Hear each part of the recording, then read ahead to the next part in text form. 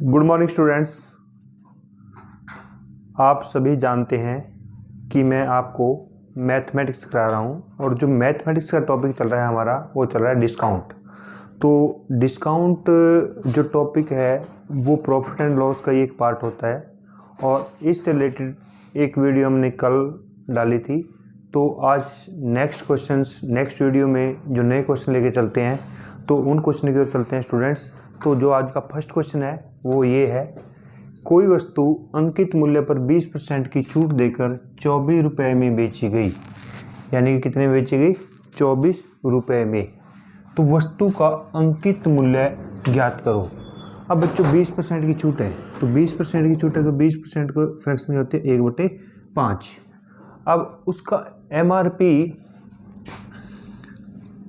5 है तो 5 पे 5 का 20% छूट दे दी। 5 का 20% छूट हो गया, डिस्काउंट हो गया 1 रुपये। तो 5 में से 1 माइनस कर दो तो सेलिंग प्राइस कितना हो गया? 4।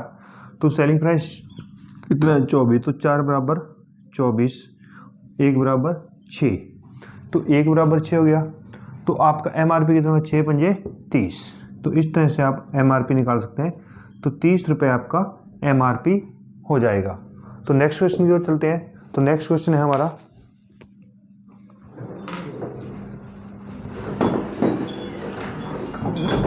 नेक्स्ट क्वेश्चन मैं बोलता हूँ बच्चों आपको। वो कहता है नेक्स्ट क्वेश्चन में एक सूट वस्तु के अंकित मूल्य पर 2.5% का बट्टा दिया जाता है। वस्तु के अंकित मूल्य पर 2.5% का बट्टा दिया जाता है। वस्तु के अंकित मूल्य पर 2.5% का बट्टा दिया जाता है। एक व्यक्ति उसे 39 रुपये में खरीदता है और एक व्यक्ति उसे 39 रुपये में 39 रुपये में खरीदता है। तो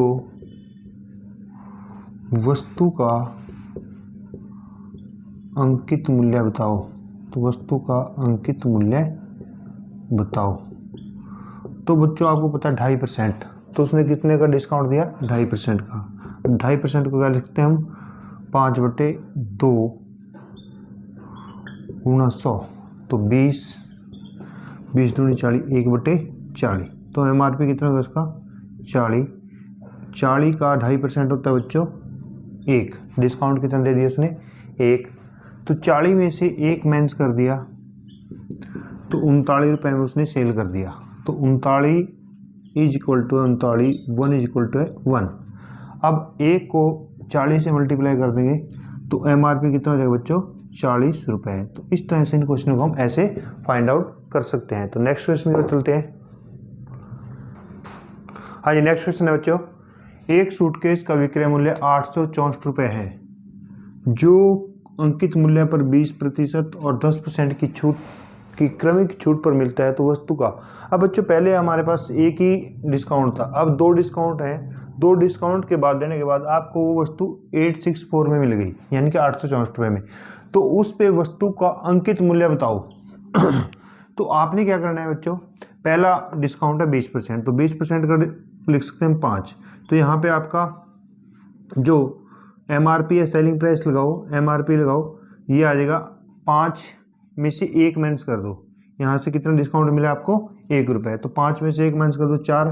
तो 4 किसके इक्वल है? 4 सेलिंग प्राइस आ गया तो 4 इसके इक्वल है। 4 बराबर 864। तो 1 बराबर 4 दूनी 8, 4 एकम 4, 4 छिके 24। अब 216 को 5 से गुणा कर दो, 1080। तो यहाँ पे कितने में? 1080। यानी कि जब आपको 20% डिस्काउंट देने के बाद आपको वस्तु 864 में मिली थी, 20% ना डिस्काउंट देते तो कितने मिलती? 1080 में। अब उस वस्तु पे 10% डिस्काउंट दिया गया है तो 10% डिस्काउंट क्या हो सकता है? 1/10। अब ओरिजिनल MRP यहाँ से निकल गई, MRP बराबर 10, 10 का 10% बच्चों 1 होता है, तो 1 डिस्काउंट मिल गया, तो 10 में से 1 माइनस कर दिया 9, ये सेलिंग प्राइस आ गया। तो ये भी सेलिंग प्राइस है। 9 बराबर 1080, 1 बराबर 9 एकम 9, 9 दूनी 18, 120। तो 120 को 10 से मल्टीप्लाई कर देंगे, तो 120 को 10 से मल्टीप्लाई कर देंगे तो आपका MRP कितना आएगा बच्चों? 1200 रुपये। तो एक बार इस क्वेश्चन को मैं दोबारा रिपीट करता हूँ। एक सूटकेस का विक्रय मूल्य 864 रुपये है, जो अंकित मूल्य पर 20% और 10% की छूट की क्रमिक छूट पर मिलता है तो वस्तु का। अब यहाँ पे 20% 1/5, सेलिंग प्राइस 4, 4 बराबर 864, 1 बराबर 216। अब 216 को 5 से मल्टीप्लाई कर देंगे तो 1080, यानी कि आपका 1080 अगर 20% की डिस्काउंट है तो वस्तु कितने MRP लिखा होता है उस पर 1080, लेकिन उस पर एक डिस्काउंट और है 10% का, तो 10% 1/10, यहाँ पे MRP 10, तो 10 का 10% 1 होता है, तो 10 में से 1 माइनस कर दिया 9, तो 9 बराबर 1080, 1 बराबर 120। 120 को 10 से मल्टीप्लाई कर देंगे तो 1200 आपका MRP आ जाएगा। तो नेक्स्ट क्वेश्चन की ओर चलते हैं बच्चों, जिससे बच्चों नेक्स्ट क्वेश्चन है और नेक्स्ट टाइप है जो मूल्य बढ़ाकर, यानी कि जब हम किसी वस्तु को मूल्य बढ़ाकर उस पर लिखते हैं, उसके बाद छूट देने के बाद आपको कितने प्रतिशत का लाभ व हानि होता है, वो चीज़ ज्ञात करनी है। तो स्टूडेंट्स इस क्वेश्चन को ध्यान से देखना। और एक वस्तु का अंकित मूल्य उसके क्रय मूल्य से 20% अधिक रखा गया, यदि उसे 25% की छूट पर बेचा जाए तो कितने प्रतिशत का लाभ या हानि होगी। देखो बच्चों ध्यान से, सपोज करो आपका कॉस्ट प्राइस 100 है, कितना है? 100 है। तो अब जो MRP है वो कितना लिख दिया आपने? 100 का 20%। अब मान लो आपने कोई भी चीज़ 100 ली हुई है, 100 का 20% 20 होता है, तो 100 का 20% 20 है, तो 100 में 20 जोड़ देंगे तो MRP कितनी लिख दी बच्चों आपने? 120। अब आपने वो चीज़ 100 में खरीदी और 120 उस पर आपने उस वस्तु का मूल्य लिख दिया MRP। अब आगे कहता है वो, यदि उसे 25% की छूट, 25% की छूट मतलब है 1/4, 25% की छूट पर बेचा जाए तो कितने प्रतिशत का लाभ या हानि होगी? कितने प्रतिशत का लाभ या हानि होगी? अब 120 का 25%, 120 गुणा 1/4, तो 30। छूट कितनी दे दी बच्चों आपने? 30। तो अब 120 में से 30 माइनस कर दो तो आपको वस्तु कितने मिलेगी? 90 में। अब देखो आपने वो चीज़ 100 में खरीदी और 90 में सेल कर दी, ये आपका सेलिंग प्राइस आ गया। ये आपका क्या आ गया? Selling price. अब सेलिंग प्राइस कितना आ गया? 90, खरीदी कितने में थी? 100 में। तो हानि कितनी की होगी बच्चों आपको? हानि कितनी की होगी? 10 रुपए की। अब उसने पूछा भी कितने प्रतिशत का लाभ या हानि होगी। तो स्टूडेंट इस क्वेश्चन में आपने अगर हानि 10 की है तो आपने डायरेक्टली 10% लिख देना है, क्योंकि आपको पता है आपने कॉस्ट प्राइस क्या माना? 10/100 गुणा 100, तो हमेशा 10% आपका हानि होगी। अब इसको क्वेश्चन को दोबारा मैं रिपीट करता हूं जिससे आपको ये और भी अच्छी तरह क्लियर हो जाए। एक वस्तु का अंकित मूल्य उसके क्रय मूल्य से, क्रय मूल्य 100 है, तो 100 का 20% 20 हो गया बच्चों, तो 100 में 20 जोड़ दिया तो MRP 120 लग दिया। 120 पे 25%, 25% मतलब है 4। अब ये MRP है, 4 का 25% 1, ये डिस्काउंट दे दिया तो 120 बराबर 4, 1 बराबर 30। अब 4 में से 1 माइनस कर दिया 3, तो 30 दिए 90, वही चीज़ है। सेलिंग प्राइस कितना आ गया? 90 रुपये। अब 100 में खरीदी, 90 में बेची, तो कितने की हानि हुई है? 10 की। कितने प्रतिशत हानि हुई है? तो 10%। तो इस तरह से इन क्वेश्चनों को फाइंड आउट करना है। तो नेक्स्ट क्वेश्चन की ओर चलते हैं। नेक्स्ट क्वेश्चन है बच्चों, यदि किसी सामान का अंकित मूल्य क्रय मूल्य से 40% अधिक हो। अब आपने क्रय कॉस्ट प्राइस 100, तो 100 का 40%, तो 100 का 40%, 100 गुणा 40/100, तो 40 हो गया। तो 100 में 40 ऐड कर दिया बच्चों, तो 140। MRP कितना हो गया? 140। अब वो कहता है भी अधिक और वह 25% की छूट पर बेचा जाए। अब 140 में फिर 25% की छूट है, तो 25% की छूट 1/4। अब ये चीज़ आपको 140 बराबर 4, 35 चौके 140, तो 1 बराबर 35। अब 4 का 25% 1 होता है, तो 4 में से 1 माइनस कर दिया 3, तो 35 को 3 से मल्टीप्लाई कर दिया, तो आपने वो वस्तु 105 रुपए में बेच दी। कितने बेच दी? 105 रुपए में। तो 105 रुपए बच्चे इसका क्या आया? Selling price. तो 105 रुपए क्या है इसका? Selling price. अब दोबारा से एक बार देखो, 100 का 40% 40 होता है, तो MRP आपने 140 लिख दी। अब 140 पे आपने कितने परसेंट की छूट दी? 25% की। तो 140 1/4 ये MRP होगी।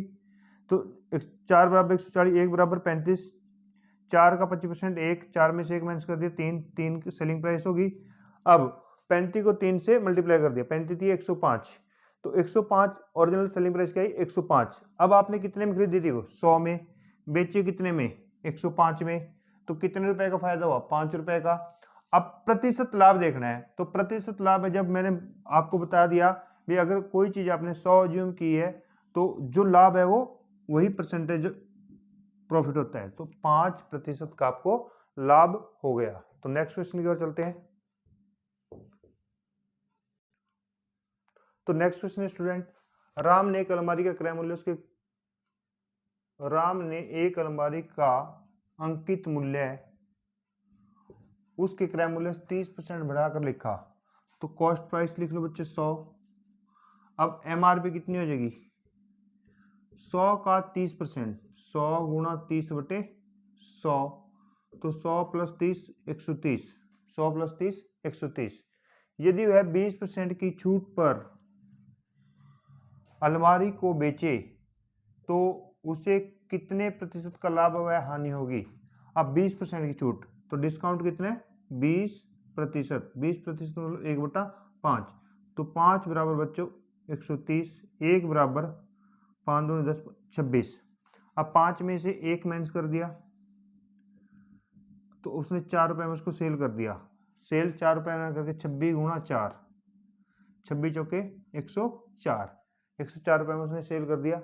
अब उसने 100 में खरीदी, 104 में बेची, तो कितने का फायदा हुआ? 4 रुपए का। तो कितने प्रतिशत लाभ हुआ? 4/100 गुणा 100, तो 4% लाभ हुआ। इस तरह से इन क्वेश्चनों को आपने क्रैक करना है। तो नेक्स्ट क्वेश्चन की ओर चलते हैं। देखो बच्चों, जो अगला टाइप है, ये जो अगली तरह से क्वेश्चन आते हैं वो बहुत ही टिपिकल से क्वेश्चन होते हैं और बहुत ही अच्छे क्वेश्चन होते हैं, और 10 से 12 सेकंड में क्वेश्चन फाइंड आउट हो सकते हैं, लेकिन उनको आपने समझना बहुत जरूरी है। अब जैसे अंकित मूल्य क्रय मूल्य से कितने प्रतिशत अधिक लिखना होगा? 20% की छूट देकर 12% का लाभ लेने के लिए अंकित मूल्य क्रय मूल्य से कितने प्रतिशत बढ़ाकर लिखना होगा? अब वो कहता है भी आपने 20% की छूट भी देनी है और उस पर 12% का लाभ भी प्राप्त करना है, तो अंकित मूल्य को क्रय मूल्य से कितने प्रतिशत अधिक लिखें भी, जिससे आपको 12% का लाभ भी मिले और 20% की आप छूट भी दे सकें। तो देखो बच्चों, सपोज करो आपका कॉस्ट प्राइस 100 है। अब 100 पे आप कितने परसेंट का लाभ लेना चाहते हो? 12% का। तो सेलिंग प्राइस कितनी होगी आपकी? 100 का 12%, 12 होता है 112, और इस पे कितने परसेंट की छूट दे रहे हो? 20% की, तो 80। तो अब आप अगर 80 में खरीदते हो और 112 में बेचते हो, इनका डिफरेंस देखो, इनका डिफरेंस हो गया बच्चों 32। तो आप क्या करोगे? 32/80 गुणा 100, तो 20 पंजे 100, 20 चौके 80, 4 अट्ठे 32। तो आप उसका अंकित मूल्य क्रय मूल्य से 40% अधिक लिखोगे। क्या लिखोगे? उसका अंकित मूल्य क्रय मूल्य से कितना अधिक लिखोगे? 40% अधिक लिखोगे। इस तरह से इस क्वेश्चन को आपने फाइंड आउट करना है। तो नेक्स्ट क्वेश्चन की ओर चलते हैं, जिससे आपको और भी क्लियर हो जाए। नेक्स्ट क्वेश्चन है स्टूडेंट, कोई वस्तु 35% की छूट देकर 17% के लाभ पर बेची गई, तो वस्तु का अंकित मूल्य क्रय मूल्य से कितने प्रतिशत अधिक है? अब बच्चों वही चीज है, कॉस्ट प्राइस 100, तो 100 पे कितने परसेंट छूट मिल रही है आपको? 35%। तो 100 का 35% कितना हो जाएगा? 35। 100 में से 35 माइनस कर दो, 65।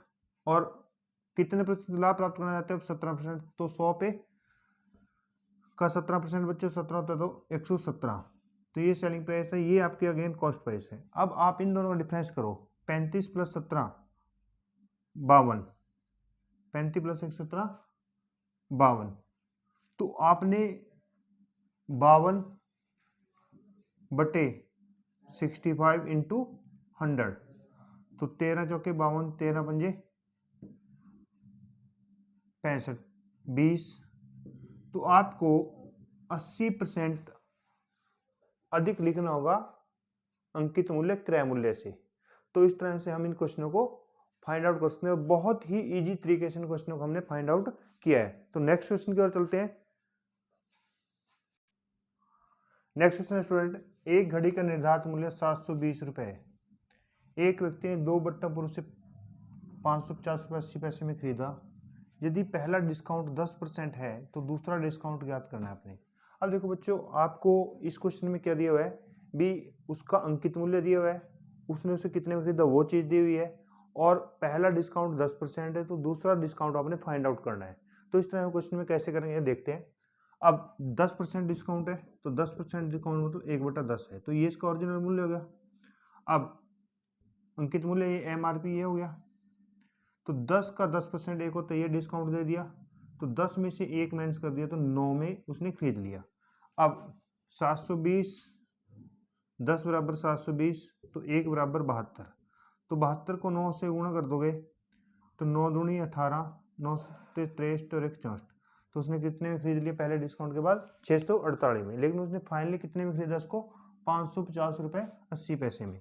तो 648 में से 550 रुपये 80 पैसे माइनस कर दो तो 0, 10 में से 8 के 2, 7, 14 में से 5 के 9, तो उसको 97 रुपये 20 पैसे की कम में मिली वस्तु। तो 97 रुपये 20 पैसे किसके अगेंस्ट? 648 के अगेंस्ट, इंटू 100/100। 100 पॉइंट के लिए ये कैंसिल होगा बच्चों। अब 648 कम 648, तो 972 में से 648 माइनस कर दो, 4, 2 या 32 40, 648 पंजे 8 पंजे 40, 4 पंजे 20 और 4 24, 6 पंजे 30 और 2 32। तो दूसरा डिस्काउंट कितने मिला बच्चों? 15%। दूसरा डिस्काउंट कितने मिला? 15% में। तो इस तरह से ये क्वेश्चन आपने फाइंड आउट करना है। तो नेक्स्ट क्वेश्चन की ओर चलते हैं, जिससे आपको और भी ये टॉपिक क्लियर हो जाए। नेक्स्ट क्वेश्चन है, एक वस्तु का अंकित मूल्य 200 रुपये है। श्याम ने 20% और 10x% बट्टे पर खरीदा, तो 96 रुपये में खरीदा। तो x का मान ज्ञात कीजिए। वही चीज़ है, मान लो उसने 2 बट्टे लिए, पहला बट्टा 20% है और लास्ट में उसने 96 रुपये। अब देखो बच्चों 20%, तो 20% को फ्रैक्शन होता है बच्चों 1/5। अब ये इसका MRP है, 5 का 20% 1 है, ये इसका डिस्काउंट हो गया। ये क्या हो गया उसका? डिस्काउंट। अब MRP एक्चुअली में क्या है? 200। तो 5 = 200, 1 = 40। तो 5 में से 1 माइनस कर दिया तो 4 रुपये में खरीद लिया। 4 रुपये में खरीद के 40 चौके 160। अब 160 उसने इसमें कितने में खरीदा? 96 में। तो 160 में 96 माइनस कर दो तो बच्चों कितना हो गया? 64। तो 64/160 इंटू 100, 0 कैंसल, 2 पंजे 10, 2 अट्ठे 16, 8 अट्ठी 64। तो दूसरा डिस्काउंट उसको कितने का मिला बच्चों? 40% का। तो बच्चों इस तरह से हमने ये क्वेश्चन किए हैं।